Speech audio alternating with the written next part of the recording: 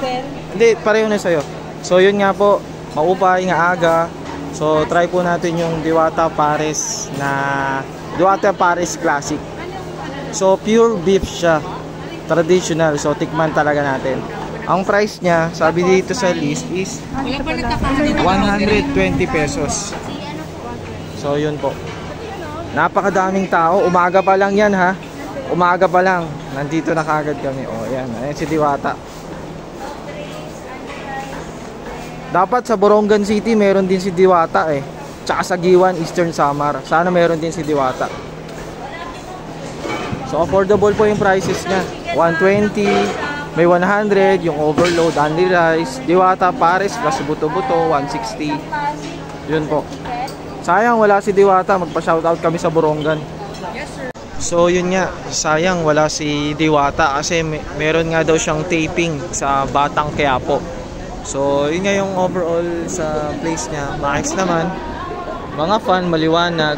So also yung parking niya libre for motorcycles. Then may mga properly ventilated naman, may mga fans, maraming tables, maraming chairs.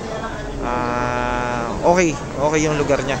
So waiting na lang kami kung i-rate namin yung talagang Paris niya. So waiting kami sa order. So yun na nga, dumating na yung order namin. 3 soft drinks, only rice, chicken, tsaka yung Paris na classic. So sample magkano to? 100? Ito, 120. Hindi, okay. 100 plus rice tsaka soft drinks. Okay. Panto style. Pork yun eh. Ito naman, ano to? 120. Traditional lang, 120. Classic no? Yung classic ni Diwata. Oo. Rice din tsaka soft drinks. Tapos ito, chicken. Laki ng chicken niya no? Chicken, 120 rin yan.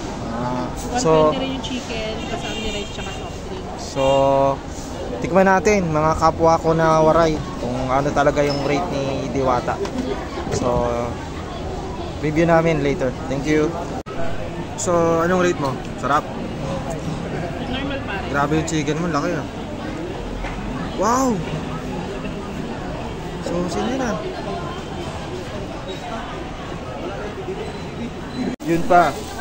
Sabi ni Diwata, yun nga, yung mga tira, pwede naman siyang i-plastic. So ito, nakakuha kami ng plastic, ready sa mismong, magsaserve sa kanila. Ito, so ika-take out namin yung mga ano namin, hindi na ubos. Si Diwata oh.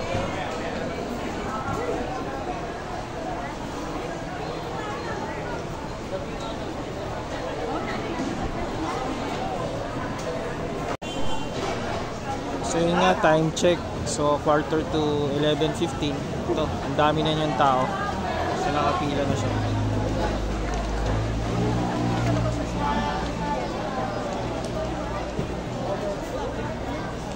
So yun nga, dumating si Diwata kaso hindi kami nakapagpa-selfie kasi parang nagmamadali siya.